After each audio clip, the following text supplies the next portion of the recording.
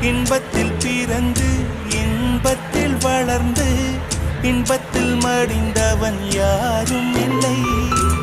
துன்பத்தில் பிறந்து துன்பத்தில் வளர்ந்து துன்பத்தில் முடிந்தவன் யாரும் இல்லை.